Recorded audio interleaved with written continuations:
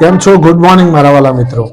આજે તારીખ થઈ ગઈ છે 18/7/2026 અને વાર થયો મિત્રો આજે શનિવારનો દિવસ.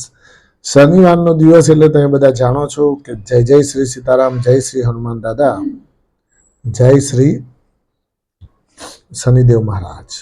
આજે બંને દેવતાઓને જબરદસ્ત યાદ કરવાનો દિવસ અને સાક્ષાત કળિયુગની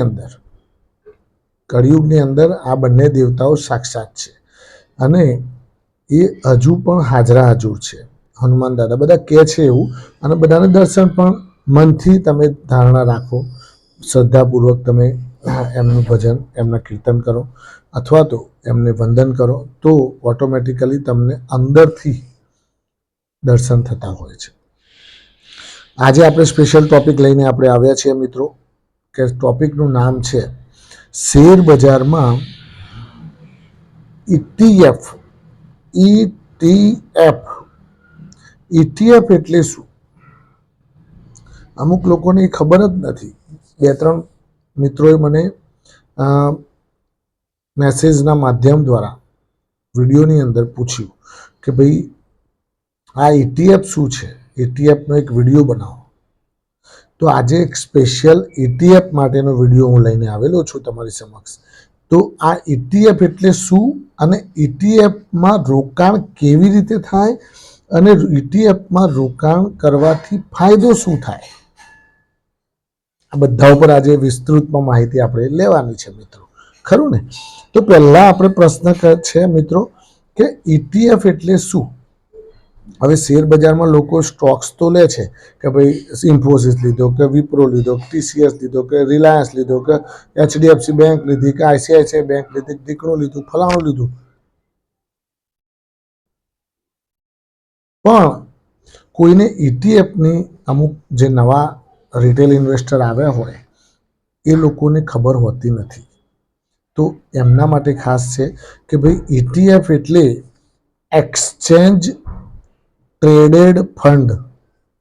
એક્સચેન્જ ટ્રેડેડ ફંડ એનું નામ શોર્ટમાં પાડ્યું ETF.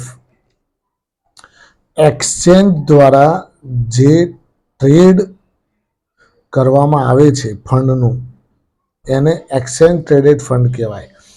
દાખલા તરીકે હું તમને એક વસ્તુ ઉદાહરણ આપું કે ભાઈ PSUમાં CPSE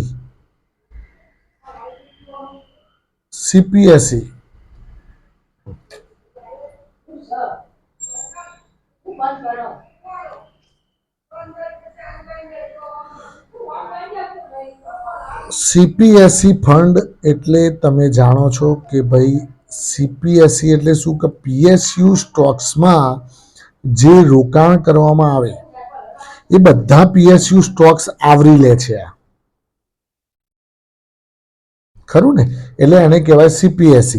હવે એક્સચેન્જ ટ્રેડેડ ફંડમાં કોઈ પણ જે કંપની હોય, દાખલા તરીકે નિપોન છે, તો નિપોન જે કંપની છે અથવા HDFC બેંક છે, તો એ HDFC બેંક શું કરશે કે એનું એક ફંડ બનાવશે અને એ જે ફંડ છે, જે રોકાણ કર્યું છે ડાયરેક્ટ કંપનીઓમાં, એની એક વેલ્યુ કાઢશે કે ભાઈ આ 10 રૂપિયાની આ ETFનો ભાવ 10 રૂપિયાનો ભાવ.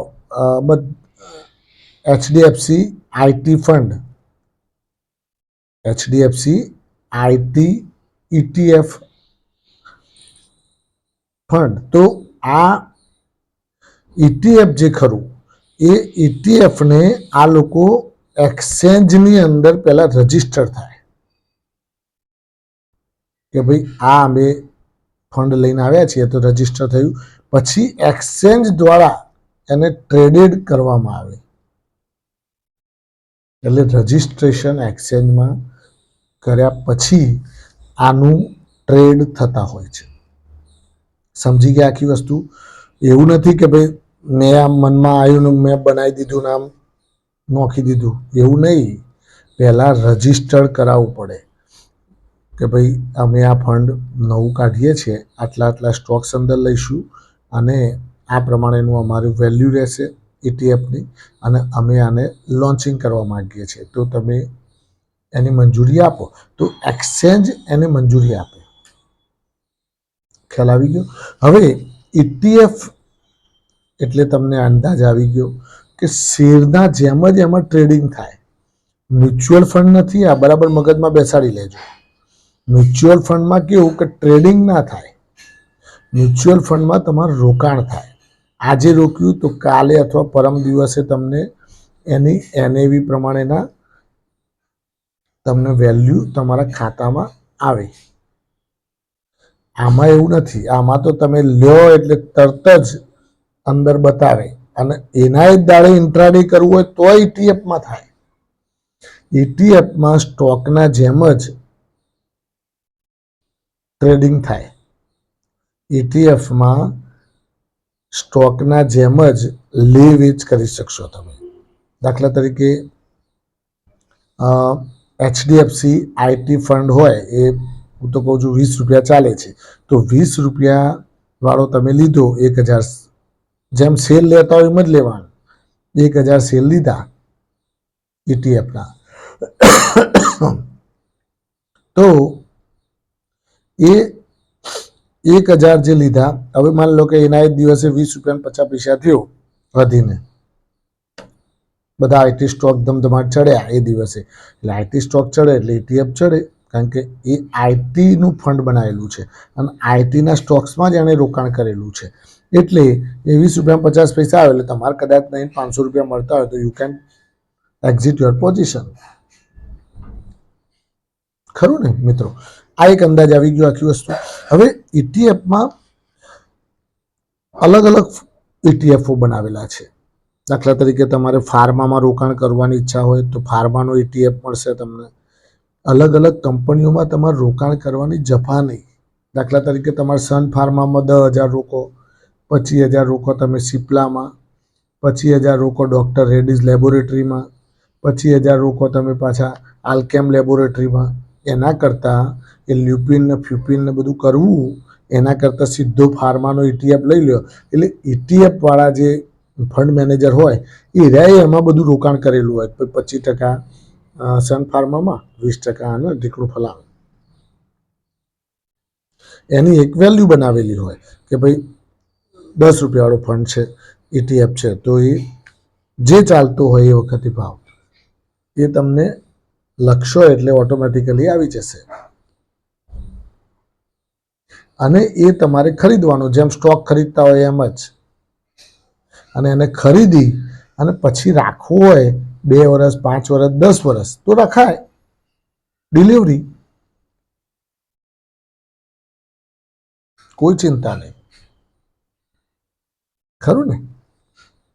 એટલે તમને ખ્યાલ આવી ગયો કે તમારે અલગ અલગ સ્ટોકમાં રોકાણ કરવાથી ઘણી વખતે સિપ્લા ચડ્યો, સન ફાર્મા ઉતર્યો તો તમારે નુકસાન થતું હોય છે, અલગ અલગ વસ્તુઓ. અને આમાં એ વસ્તુ તમારે બેલેન્સ થતી હોય છે કે ભાઈ સન ફાર્મા ચડ્યો, સિપ્લા ઉતર્યો અને ફલાણો લિપિન ચડ્યો, એટલે તમારે બધો બેલેન્સ હોય ફાર્મા ફંડની અંદર. એટલે ETFમાં બહુ નુકસાન ના આવે. ખરું ને? એટલે એક ફંડ મેનેજર દ્વારા એને એલોકેટ કરેલી હોય રકમ. ફંડ મેનેજર દ્વારા કે ભાઈ 20% Sun Pharma, 10% Cipla, 10% Alkem laboratory, 10% doctor Reddy's laboratory, 10% Lupin, 10% Torrent Pharma, આવી રીતે. તો આ રીતે અલગ અલગ કંપનીઓ દ્વારા આવા ETF કાઢવામાં આવેલા છે. દાખલા તરીકે ફાર્મામાં એક ETF હોય, એવી રીતે અલગ અલગ કંપનીઓ દ્વારા બીજી પણ ETF હોય છે. ITમાં પણ અલગ અલગ ETF હોય. ITમાં પણ માની લો કે HDFC બેંક IT ETF હોય, પછી ICICI IT ETF હોય, પછી નિપોન IT ETF હોય, પછી કોટકની પણ હોય, બધાની હોય, SBIની હોય, ટાટાની હોય, બધાની. ખરું ને મિત્રો? હવે આમાં રોકાણ કરવાથી ફાયદો શું, કેવી રીતે રોકાણ થાય સમજાવી દીધું. એક્સચેન્જ ટ્રેડેડ ફંડ ETF એટલે શું એ પણ સમજાવ્યું. હવે આનો ફાયદો શું? તો આનો ફાયદો એક જ સરસ ફાયદો છે કે દાખલા તરીકે CPSE છે, CPSE તમે લખશો ને એટલે ઓટોમેટિકલી આવી જશે. Centralise PSU stock ETF. તો આ જે CPSE જે છે એ CPSEમાં રોકાણ તમે દાખલા તરીકે ETF જ છે, એમાં તમે માની લો કે 14 રૂપિયા ચાલે છે તો 14 રૂપિયામાં તમે 500 લઈ લીધા, તો એ 500 તમે 14 રૂપિયામાં લીધા એટલે 7,000 રૂપિયાના થયા સમજો. હવે એ 7,000 રૂપિયાના નું રોકાણ અલગ અલગ કંપનીઓમાં ફંડ મેનેજર કરશે કે ભાઈ કોલ ઇન્ડિયા આટલા લેવાના, NTPC આટલા, ONGC આટલા, BEL એટલા, પાવર ગ્રીડ આટલા, આ રીતે ટકાવારી પ્રમાણે. તમારે ક્યાંય મગજ ચલાવવાની જરૂર નથી, ખરું ને? એટલે ETF એ બેસ્ટ ઓપ્શન છે રોકાણ કરવા માટે મારા મત મુજબ, અને એમાં નુકસાન પણ ઓછું થવાના ચાન્સીસ છે compare to the stocks. Thank you, ખૂબ ખૂબ આભાર. આજનો દિવસ તમારા માટે શુભ રહે, લાભદાયી રહે, ફળદાયી રહે એવી માય પ્રોફિટ પોઈન્ટ ચેનલ હતી હનુમાન દાદાના અને શનિદેવના ચરણમાં પ્રાર્થના.